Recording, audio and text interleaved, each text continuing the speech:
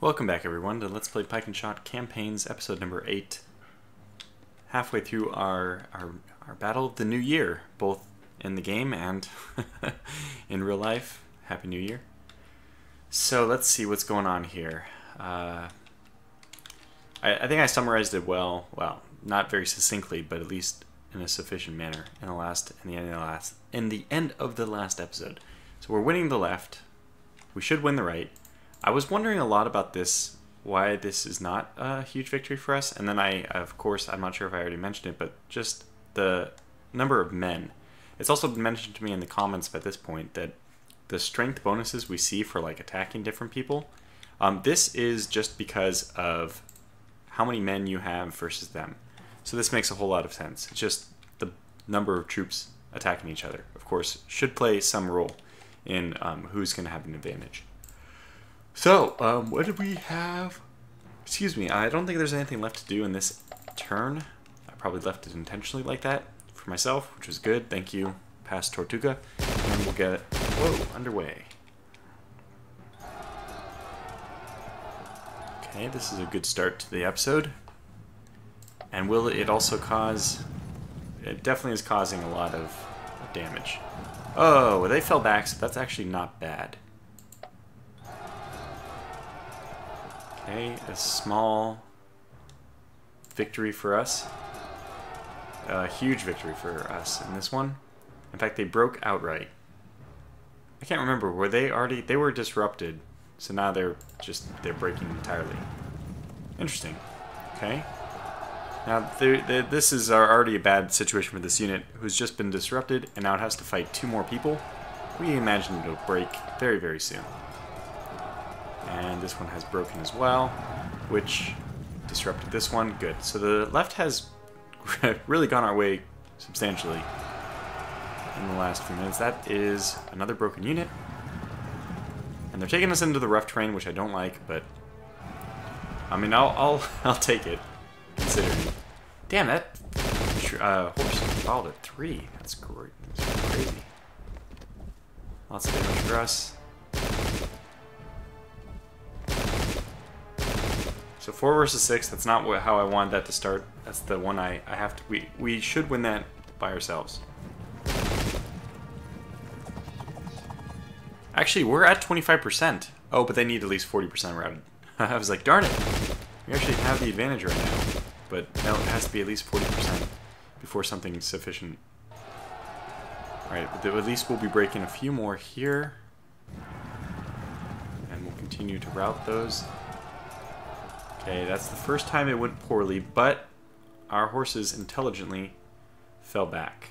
And it'll be our turn next. We won't intentionally engage those. So we aren't close enough. Okay, so it seems like we have to engage these guys from the side here. I don't know what's the best thing to do. Because we are being chased by the musketeers, but if we turn them, we can get some more damage done on them. Even though we lose this battle, obviously, through time we're going to lose it, but it will save us a little bit of time. We are in an advantaged position here, so yeah, they're going to have to make their decision. Where do we start then? Okay, this is good. That's a good start. We had to turn, unfortunately, but we'll do this. No return fire yet. They're at 492, so they have already passed their 5% threshold, I guess. These guys have not, so we'll just fire here. Okay, and that's reserve, or no, that's normal. Okay, then you, I think I'm imagining, so that's about 24. Out of 450, that's certainly going to be the 5% threshold. So we'll look over here, and these are more important anyways. It's the musketeers, so we'll fire at them for sure. And not a lot of return fire so far. I'm going to fire here, and then we're going to turn and face this direction next turn.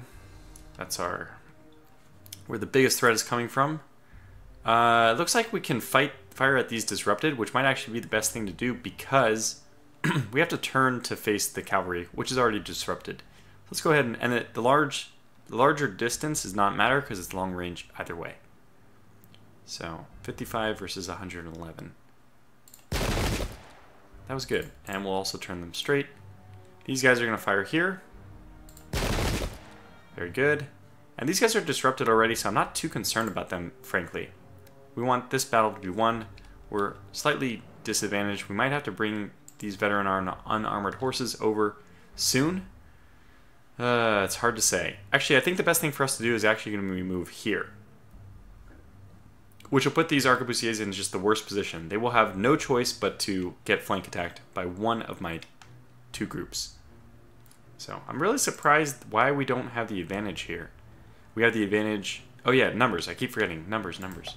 So I'm pretty happy that this group has gotten itself nestled into the arms of the enemy. You know, because we want to cause disruption at in the best way possible. Okay, we can't control them. Unfortunately, these guys are about to make their charge onto rough terrain, which we don't want. However, we will have an option. So there's some reserve pike and shot up here we might as well go after. Or should we just start coming in and flanking? I guess coming in and flanking is the most sensible thing here. 1, 2, 3, 4. So let's just run. That'll put us in position to do something next turn. Who has not moved yet? Ah, yes, the hopeful... Oh, they got 6 and they still have... So all they need to do is get 9 and then we're losing that trade-off. Alright, but nonetheless, we have other units which are in position to attack. I'm going to leave... Unfortunately, no, let's do this. I'd prefer that this horse take the fire because they have as much armor but not as good of melee as the veterans. So let's try to help out here. You are both pursuing, so we can't do anything with them yet. Who's left? Just these guys. Oh yes, we have these as well. What's the best way of doing this here? I think we just move forward and shoot these guys. Then turn and face this direction for next turn. We also have these. Yes, of course. Well, let's face these guys and fire. I know it's going to be a little bit weird. We might even lose this overall. I want to fire at these guys to wear them down a little bit before my horses, because the musketeers will be routed by my horses. So I'm expecting we're going to take a lot of really painful damage after this, though. So, although it will put us in range, 1, 2, 3, 4 of this unit, they're already occupied, so... I mean, there's an argument to be made here about me looping all the way around and actually attacking this unit from the flank. Forcing the issue somehow. But I'm going to work with this side, eliminate this side first. So, good. That'll allow us to attack the musketeers if we don't end up getting the arquebusiers. And we're in an advantaged position against them. So. Alright, well I guess that's all that we can do. So we'll end the turn and hope things go well. This is not going to go our way, because I think all the shooting that's left is them. Oh, yeah, we came out ahead after all. 3, 2... I don't see the 9. I didn't see the damage there. So we are going to charge against the Bardiche, damn it. I hope we fall back at least.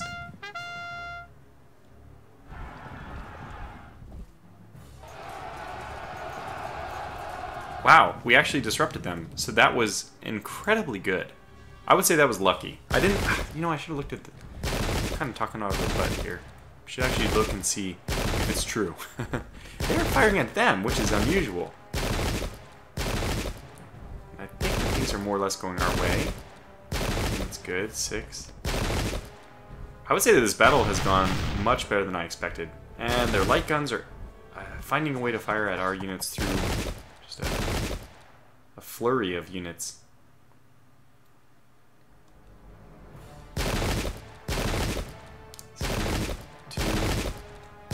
5, 14, okay.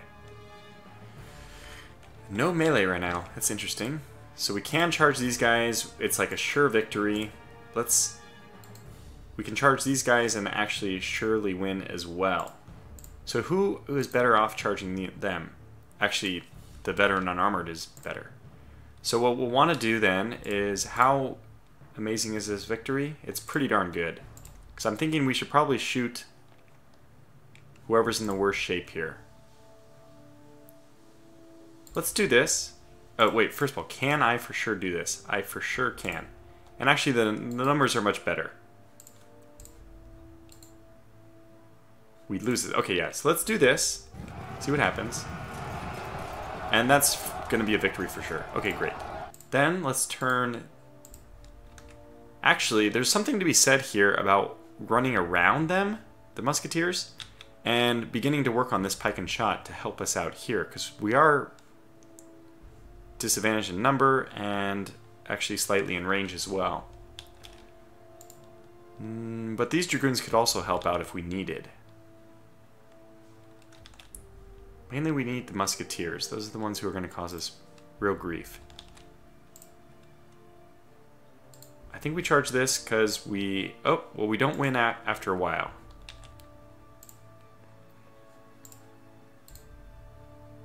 We can charge this and withdraw. We will kind of... I mean, 67% chance we win it. That's pretty substantial. I think we can move 2 here as soon as this unit moves. So we won't move this unit until this one's out of the way because they can move... Generally... Oh, no, it can only move 1. So I see. It doesn't matter. Man, I don't know where to start with this. You can get here, and that will probably put you in the right angle. And we are supposed to win this even after the charge. 27 to 4.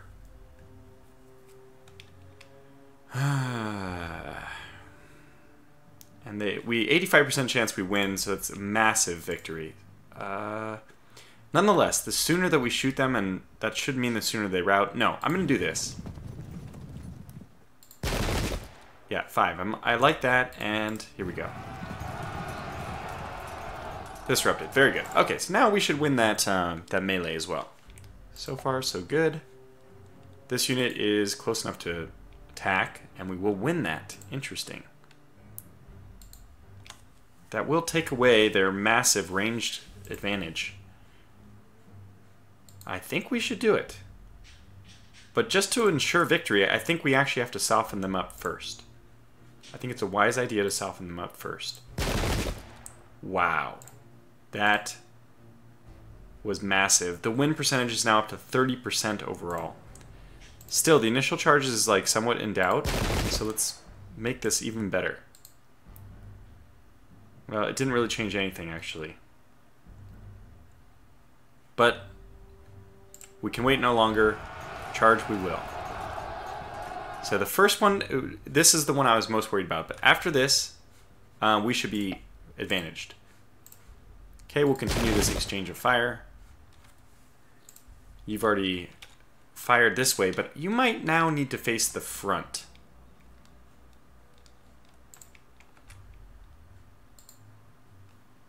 We win this one overall, which means maybe we shoot them and then... Oh, wait.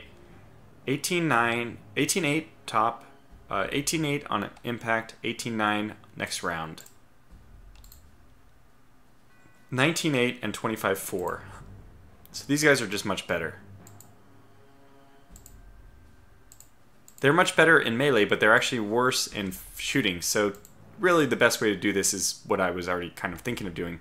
Actually, there's another argument you can make here that maybe the best thing for us to do is to... Oh, wow. Oh, this is the best unit for shooting. We could shoot them and then attack them with both, and we can start the routing. Well, all we need to do is get them beyond a certain number, right? Okay, let's do it. Wow, they disrupted already. Now it doesn't matter who goes after them. We're in good shape no matter what. I wonder, if we charge with this unit, is this unit still able to charge? Because obviously this unit won't be able to charge if this unit goes first, since they're going to go diagonal first. They'll cut off the route for this unit. Which makes me maybe need to charge with this unit. And we're for sure going to win that now. 0% chance to lose the charge even. Yeah, I think that this makes sense to do.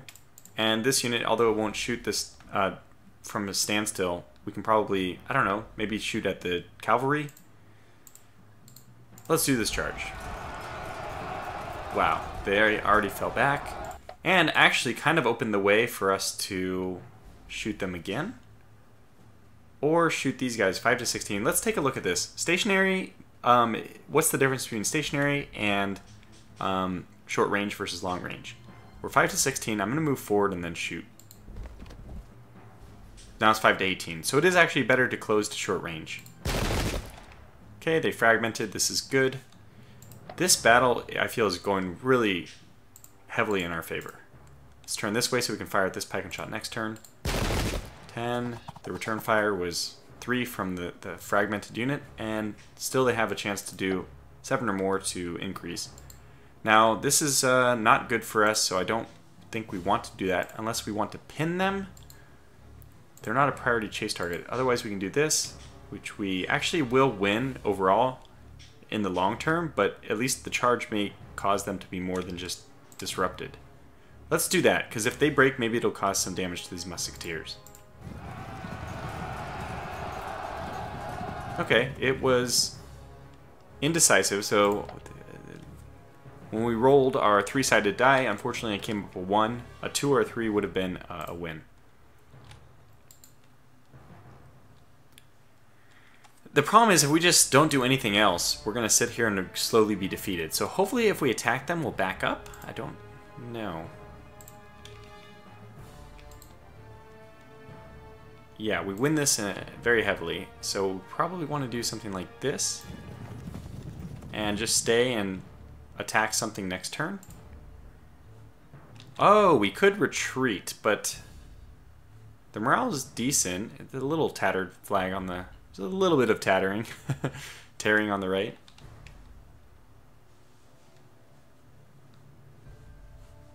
Who else do we have to move? You. Aha.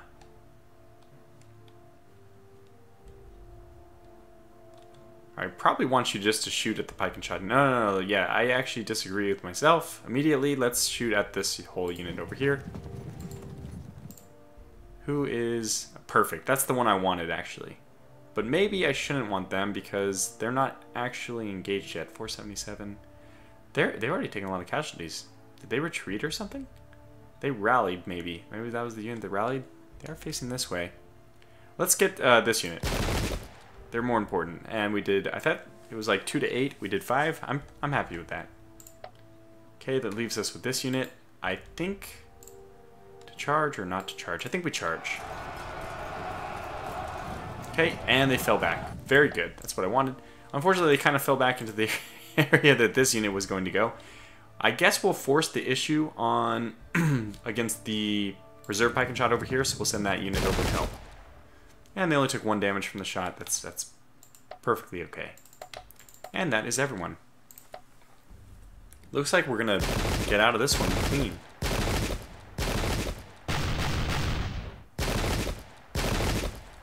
I say that, and then we take a huge barrage of fire. Okay, those guys are fragmented. That'll be over soon. They have broken. That'll probably break the other unit as well. Yep. Pursuit. Very good. Excuse me. Hopefully we'll get that unit back eventually. Okay, we've disrupted the Bardiche. And if they don't do anything quickly, they're going to be in bad shape.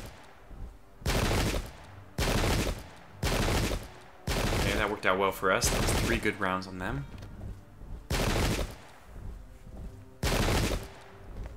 Wow, 43. We'll just try to make this guy break, I think. But maybe they won't have a chance. Oh! Wait. More reinforcements have arrived. It doesn't matter. I think we just won this. I didn't even know we had more reinforcements. And we got somebody disrupted. Did they break? Okay, that's surely going to do it then. And there it is. Wow, that was excellent. It's not very often that we get a short fight like that. And this is always what I'm trying to point out at the end of the fights. The capture desertion is enormous. Sure, we killed, you know, like 1,800 by ourselves, but the more important thing is 2,200 captured or deserted. And we took very light casualties there. Yeah, that's definitely going to put things in a strong Swedish advantage. Good. 18% chance this one falls, 28% shot that one falls, 10%. So you would say it's probably better for us to push the advantage here rather than trying to take over this one, because 10% is, but it's early summer. The percentage should increase every time. The problem is, I guess this one doesn't have any guns, so it'll take a little bit longer. And I suspect that they may move in, and I kind of want to defend with this unit. I mean, I would always like to defend with guns. I like having my artillery, but yeah. It's interesting. I don't know what the best thing to do here is, because we will do economic damage by just sieging their area. However, this is a really powerful unit. 1324.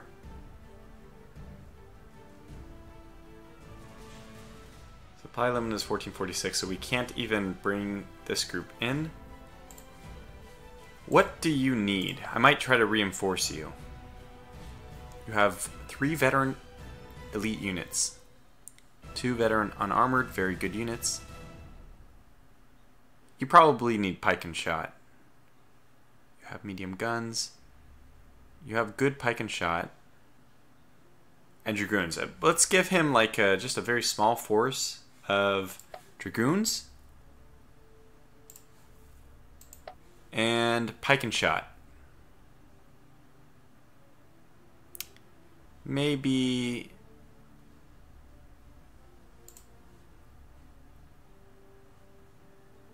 this unit, I guess. Let's do this. Enthusiastic, confident. I don't know what the difference is between enthusiastic and confident. Which one's better? Confident seems better because battle tested. Enthusiastic is worse. Battle tested is worse than battle hardened. So probably confidence much better. Okay, so then let's just bring in, I mean, it doesn't have to be much. We just want to supplement their force slightly. Elite Indomitable. Good God.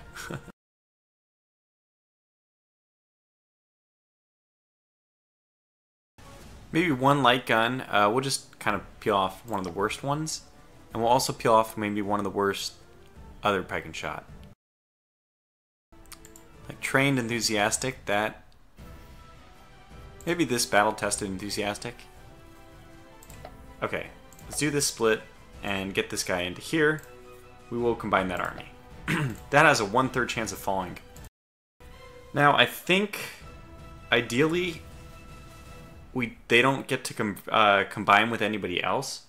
I think the best way to make sure that they don't combine with anybody else is to force this unit to move. 1, 2, if they get, no, actually, if they do one, yeah. So I'm just guessing that attacking like this depletes their action points for their own turn. But I just don't suspect that this province is going to fall. But, you know, 10% chance is not terrible. So maybe we just leave it, and if nothing else, if this battle doesn't go well for us, we end up just trying to hold out in this province instead.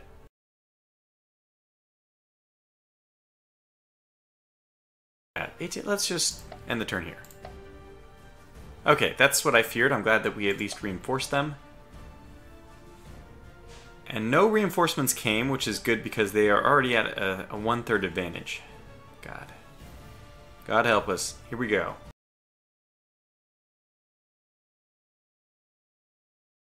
This is very interesting terrain. That's a lot of rough terrain. I'm glad we have 2 dragoons at least. We have the guns. So I think we're just going to sit back and defend on this one. This is very strange terrain. Oh, we caught the enemy while their army is divided. Some of their forces have not yet arrived in the battle. We must endeavor to defeat them before reinforcements arrive. I'm not so sure. I'm really not so sure. So this hill looks like hell for anything that isn't a dragoon. Even this ground is rather rough, though. 200, we have a height of 100 here, but really it's all relative, right? So they're going to be coming down from only things which is higher.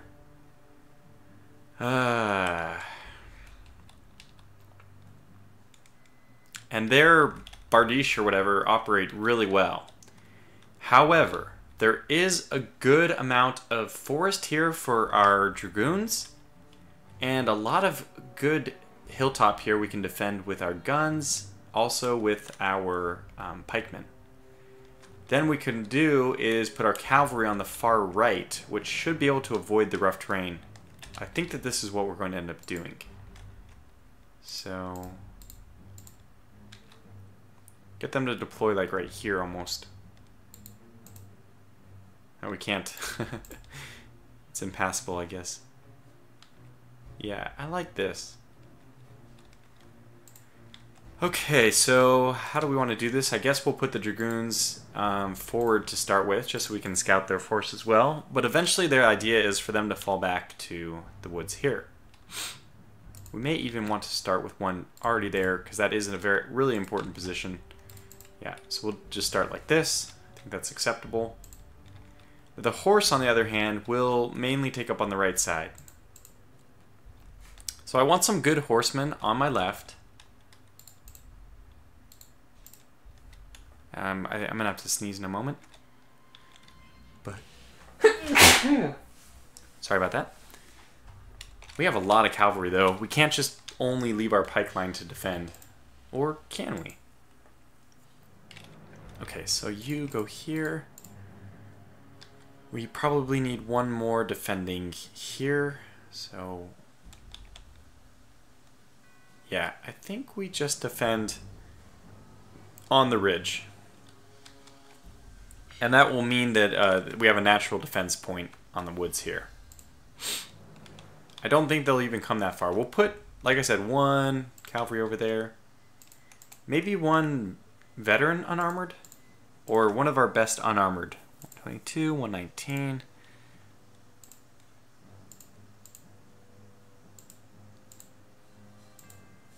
We have so many good cavalry units. Okay, so veteran. Okay, we'll just take this one then. Move those guys over to the far flank just to hold that. In fact, they can sit on top of this hill. They can't. They can. One can sit here and one can sit here. Because that way they're actually on a high ground from anything but the rough terrain. So that's good. We'll get them way over there very quickly. In fact, because we're going to push them that far forward, we might as well go ahead and start them deployed pretty far forward. Maybe like this. And the horse will be here and the unarmored will be here. I like that. Okay, now just the problem is, how many pikemen do we have? 1, 2, 3, 4, 5, 6, 7. We have 7. 8. 1, 2, 3, 4. Click. Guns. 5, 6, 7, 8. That doesn't work, so let's go 1, 2, 3. Probably 1, 2, and then artillery. No, maybe artillery here. We don't want the woods to impact the artillery fire. And they are going to be coming a lot from over here. Damn it. In some sense, it almost makes sense to use this to like, break up their forces entirely. As in, have, like, 4 on this side with the gun, and then some defending over here. Because we eventually will have to charge into them. We don't want to. We want to make sure that we're charging in. We never have to charge. Yeah, see, this is bad because there's too much rough terrain. No, we do have to stick with what I said first. Let the cavalry win the day, and then let our pikemen otherwise win the day. Okay. Just the pikemen winning the day has to be done from a standstill. So we're going to want a lot of units over here.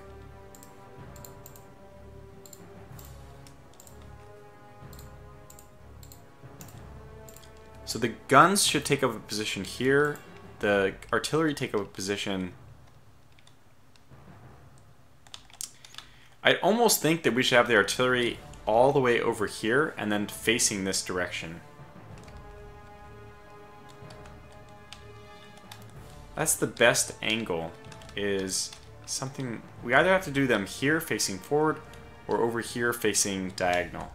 And to me, it makes more sense to do facing here, over here facing diagonal, because they'll probably be less involved in the fight. So we're going to do some swapping here. Oh, couldn't do that, but that's fine. That's also okay with me. They're just going to race across as fast as they can to the position, get set up, and start firing. So we'll probably 1, 2, 1, 2. We might even just leave them here, because the third turn, it might be better not to waste 3 turns. Okay, fire enough. Get the rest of our pikemen over here. And one of you guys can actually hold this position eventually. So maybe leave one facing that way. A reserve. A reserve is going to go very far to that side. So we'll get them over there. And some more with light guns. We'll probably leave this one. So let's see. We'll have...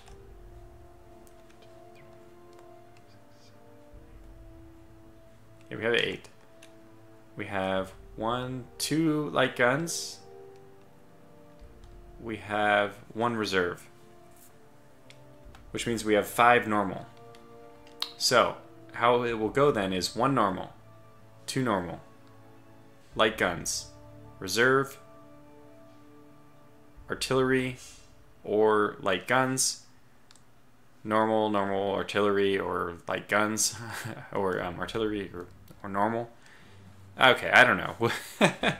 We'll play it by ear. I'm not able to map it out in my head. Just depends on where I end up putting the artillery. Okay, let's also get the horsemen set now. They've already started basically where I want them, which is way over here. So, horses leading, unarmored in the back, unarmored in the back, horses leading, veteran horse. Good. So something like this. In fact, I'll put veteran in the middle as well. And we're going to want them on top of this area right here. So probably we'll even back them up even more. And then we can move them to the right. So probably they also, even more. This is a lot of distance to cover though, to help, to support. Let's go ahead and leave,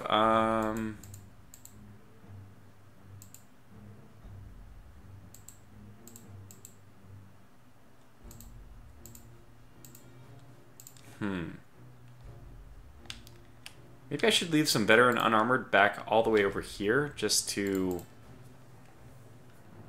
protect against flanking attacks to the right. They might come under a lot of fire, but yeah, I think I'll do that.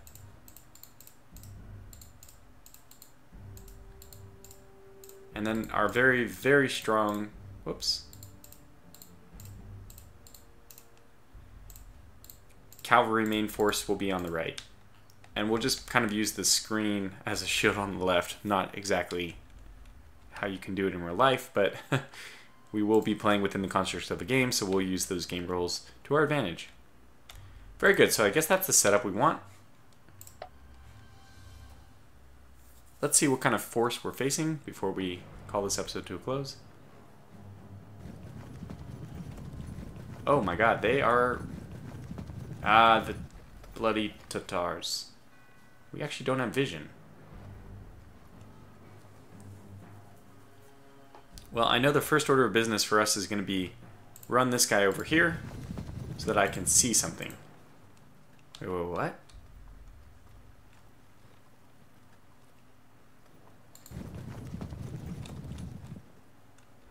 I don't know if they're moving or not.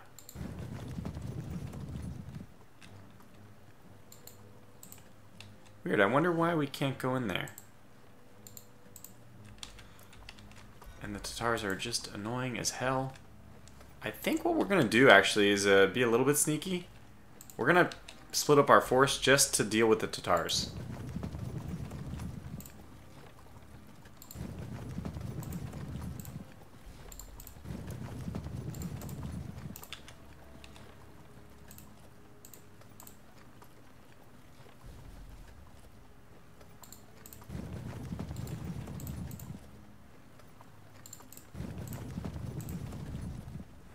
Have these guys go over this way as well, I think.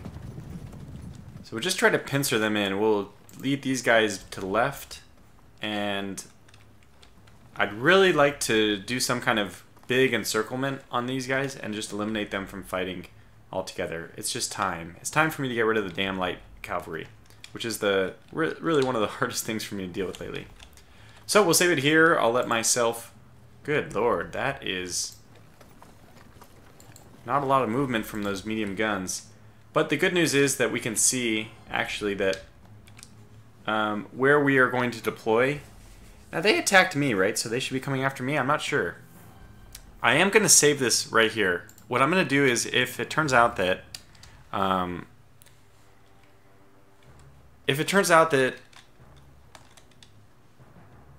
they can just wait out the battle and we lose, then I will restart the game. Because I'm under the impression that they can't do that. If we just lose the battle...